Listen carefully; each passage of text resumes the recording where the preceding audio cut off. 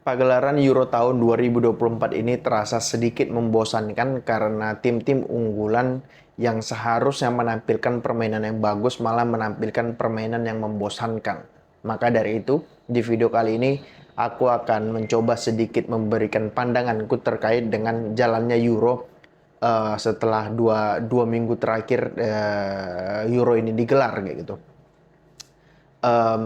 Kayak gini, menurutku pribadi ya, Euro tahun ini cukup membosankan karena tim-tim seperti Inggris, Spanyol, kemudian Inggris, Portugal, Belgia, kemudian Prancis itu bermain tidak sesuai dengan kapasitas pemain mereka. Oke, di atas kertas Portugal, misalkan kita bahas Portugal terlebih dahulu. Portugal di atas kertas, ya kalau aku bilang bertabur bintang, mulai dari penjaga gawang Diego Costa.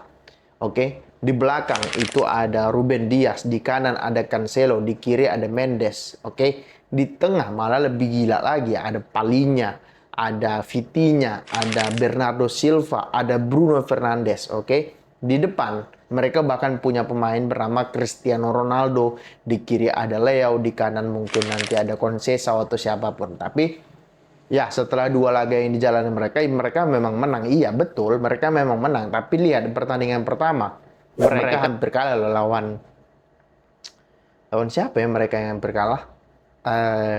Aduh, lupa pula aku lawan siapa.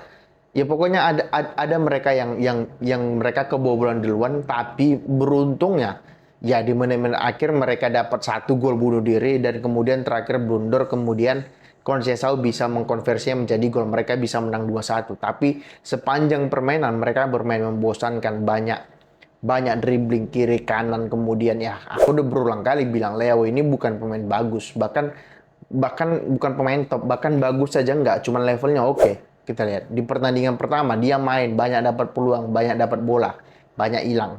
Oke, di pertandingan kedua dia kalau nggak salah dicadangkan kan, kemudian dicadangkan digantikan sama pemain lain, lebih cair lah permainannya. Pada saat pertandingan kedua ya bisa dibilang Portugal menang 3 atau 4-0. Oke, 3-4-0. Tapi gol gol keduanya mereka itu dicetak oleh pemain Turkinya sendiri, bunuh diri, oke. Jadi bukan bukan suatu proses yang gimana kita melihat sebuah tim besar kayak gitu.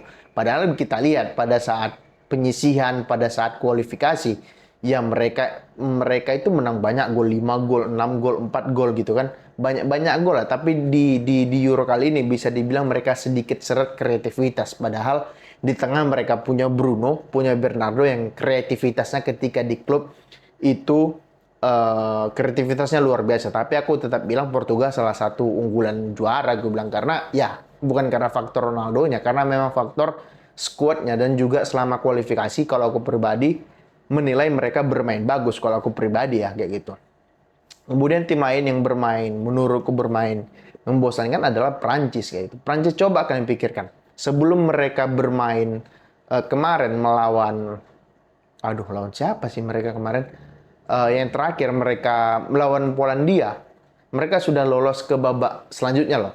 Oke, mereka sudah lolos ke babak selanjutnya, either peringkat 1 atau 2. Oke, karena apa? Lawan-lawan mereka lain imbang ataupun kalah. Mereka lolos ke babak selanjutnya tanpa mencetak satu gol pun dari pemain mereka ya. Karena gol pertama mereka pada saat lawan lawan di laga pertama itu kan ya gol bunuh dirinya pemain lawan kan. Jadi mereka belum cetak gol di pertandingan kedua melawan Belanda. Itu serius, itu membosankan. Itu main jam jam berapa? Jam 11 atau jam jam 2 gitu. Oke, aku biasa nonton bola jam 2 jam 3 nggak ngantuk gitu. Tapi kemarin main jam 11 itu ngantuk nyampun karena kedua tim terlihat sangat berhati-hati, nggak mau kehilangan poin, nggak mau membuat blunder. Jadi ya bermainnya itu main banyak di belakang di daerah sendiri. Jadi nggak berani masuk ke dalam gitu. Jadi menyebabkan pertandingan itu menurutku cukup agak membosankan kalau kita sebagai fans netral kayak gitu ya. Ya kalau kita bicara Prancis lagi ya, di atas kertas mereka juara Piala Dunia dan runner up Piala Dunia kan tahun kemarin. Tapi apa yang mereka tunjukkan di Euro kali ini sejauh ini rasaku cukup membosankan dan tidak mencerminkan bahwa mereka adalah tim yang di 4 4 sampai 8 tahun terakhir itu berada di level teratas sepak bola dunia, nggak mencerminkan sama sekali. Apalagi kalau nggak ada Mbappe, kelihatan bahwasanya ya ini tim mediocre kalau nggak ada Mbappe, nggak ada Griezmann kayak gitu. Apalagi gol yang kemarin pada saat umpulan dia kan lewat penalti gitu.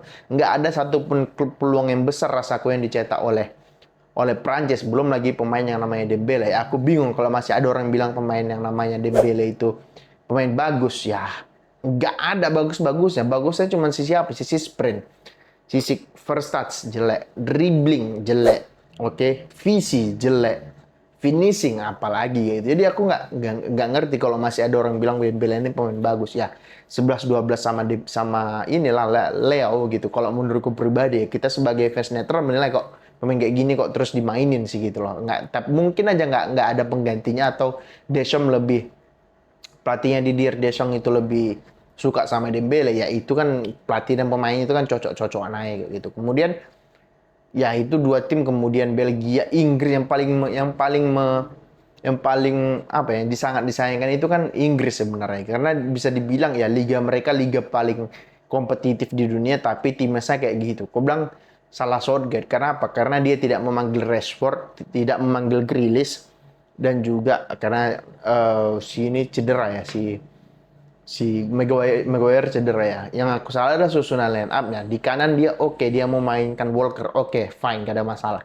Di kiri dia maksa Trippier, padahal di bangku cadangan mungkin ada Chilwell atau Shaw gitu. Kenapa nggak dimainkan mereka gitu? Karena itu bukan posisi aslinya Trippier. Bahkan di Liga Inggris dimainkan di sebelah kanan di Newcastle dia sering blunder kok kayak gitu. Jadi kenapa masih dia yang dimainkan kayak gitu menurutku ya. Kemudian di tengah dia terlalu menganak emaskan pemain yang namanya Bellingham, terlalu menganak emaskan pemain yang namanya terus tiga di tengah siapa aja sih? Kemudian Rice gitu. Ya, kenapa nggak saranku ya di pertandingan berikutnya melawan siapa, Slovenia atau siapa, ya cadangkan Bellingham, cadangkan satu lagi DM-nya siapa, Gallagher, cadangkan gitu, mainkan Maino dan juga mainkan Palmer.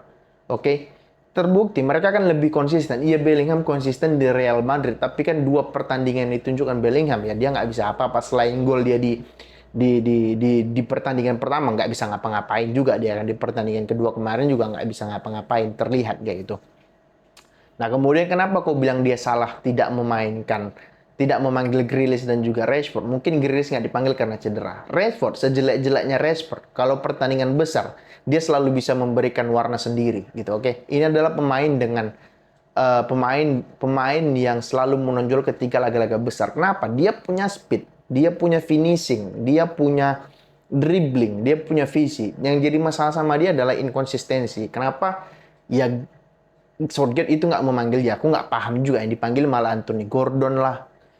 Anthony Gordon ini nggak tahu gini pemain kayak apa ini gitu menurutku. Jadi kalau menurutku pribadi kesalahan dia adalah tidak memanggil Grealish ataupun tidak memanggil Rashford, karena bagaimanapun Rashford dan Grealish ini kan bisa dibilang pemainnya senior yang memiliki caps cukup banyak dan juga memiliki pengalaman yang cukup untuk mengangkat Inggris, walaupun di tim mereka jelek. Iya jelek, cuman tetap aja mereka itu pemain bagus kayak gitu. Sama kayak Portugal tetap memanggil Ronaldo. Kenapa Portugal si Martinez tetap memanggil Ronaldo? Ya lebih kepada pengalaman dia, lebih kepada pengalaman, visi, cara dia memotivasi pemain lain. Kan itu yang dibutuhkan dari pemain senior gitu. Nah, kemudian tim-tim besar yang bermain secara bagus, kalau aku bilang cuma dua, Spanyol dan juga Jerman. Jerman mungkin karena tuan rumah dan karena ada faktor Toni Kroos-nya juga. Semua pemain ingin bermain untuk Toni Kroos, kemudian mereka bisa bermain secara tim. Musiala lagi gila-gilanya, Florian Wirtz lagi gila-gilanya, kemudian Gundogan lagi gila-gilanya juga. Kalau aku bilang ya, jangan kaget kalau misalkan Jerman atau Spanyol ini salah satunya ada di final. Kalau aku bilang jangan kaget kayak gitu.